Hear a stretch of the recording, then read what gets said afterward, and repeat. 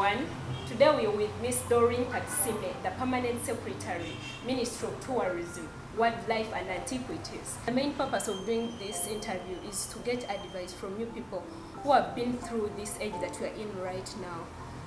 We're through educating us, sensitizing us on how to become innovative.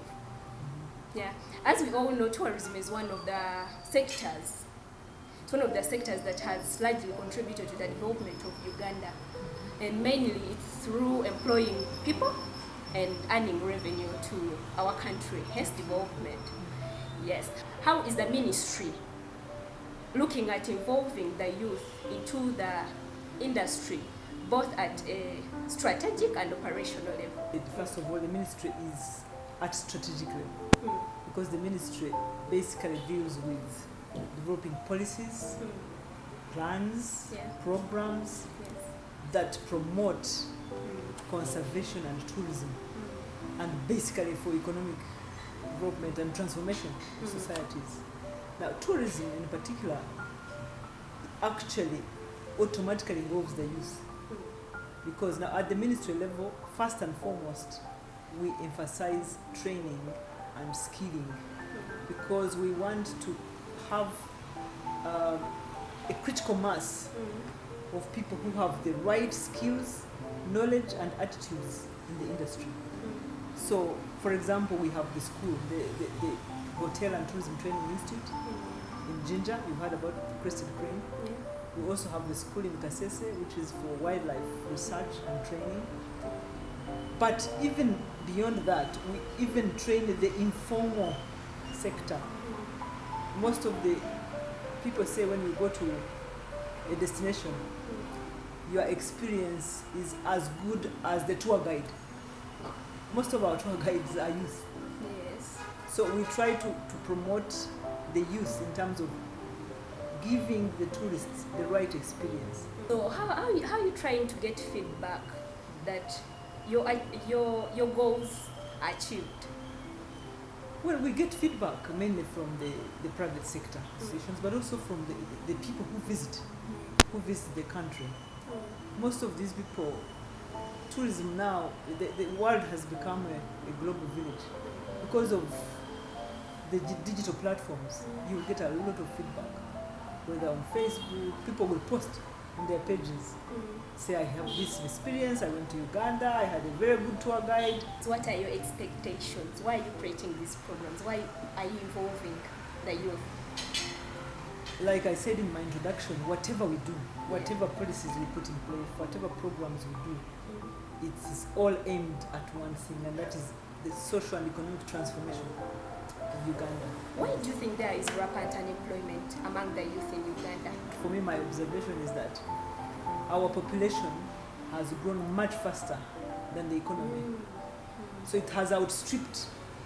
Whereas our economy has been growing at a decent rate compared to most countries, but the population growth, we are, I think, now the second fastest growing population. At 46 million now, growing, maybe we have brought in 20 million people in the last 20 years. So whereas the economy is growing, it's growing at a much slower pace than the population. So you are bringing in so many more people than the rate at which your economy is growing. So you cannot create enough employment opportunities for the population growth. How did you handle that situation? Incidentally, I qualified as a teacher. So I did education, and those days, as soon as you qualified, you would be posted to school. It's not like now when you see a lot of teachers struggling looking for jobs. It was easy because we were not that many. So when I qualified, I was posted to school. I was given a house. I was given the basics. The school would even give me food. I didn't have to buy food for myself. So it's a bit difficult to compare those days with now. But yes, I finished school. I started working. But later, I changed. I changed from education now and went into public administration, because I felt really that's where maybe the expectations also, the young people now are different. Our expectations were probably not as high. I think the young people now, because of the globalization, the expectations have changed. I did not think of owning a television, but now young people have TVs in their university rooms. I got married, I did not have a car until maybe 10 years later. I would walk to work. So would you advise a youth to go for a career or to start a business? Well, it's not either or. I wouldn't say you must start a career, because a career can also be a business career. It really depends on the person, the individual, and what their goals in life are, what gives them satisfaction. I am here, I am a permanent secretary, I probably earn 10 million shillings a month. Somebody out there who is in business would think that is nothing. It's nothing. I was telling someone the other day that my daughter had to give up a job at the UNDP, where she was earning a decent salary, better than I earn. And this person was saying, but that is nothing. If she did business, she would earn much more. But like I'm saying, people have different needs. They have different expectations in life, and they are satisfied by different things. So what gives you satisfaction and where you feel that this is what gratifies me? So if you're really for the type that is an entrepreneur and that's what drives you, go for it.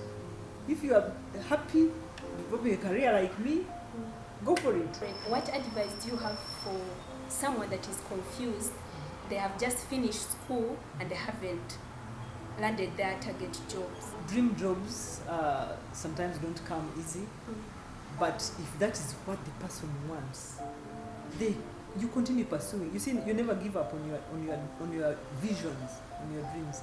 But in the meantime, you can still find other things to do. You don't just sit and say, I will sit and apply for jobs for the next 5 years. Because these days, because of the internet, because of, the world becoming smaller, it is easier for young people to do a lot of things. I see young people doing all sorts of innovations on their own. So you can still earn a living, you can still contribute. You can even volunteer. Because some people have a passion in something, but they are not able, for example, to get a job in that. But you can volunteer. As you volunteer, you are gaining skills, you are gaining experience, and you are contributing. Thank you so much for your time. Greatest pleasure. Yeah, it has not been easy getting you. But thank you so much. I wish you all the best. Yeah, and for the viewers, thank you so much for watching. That's all we had for you today, but keep waiting because there is more and more coming. Bye-bye. See you next time.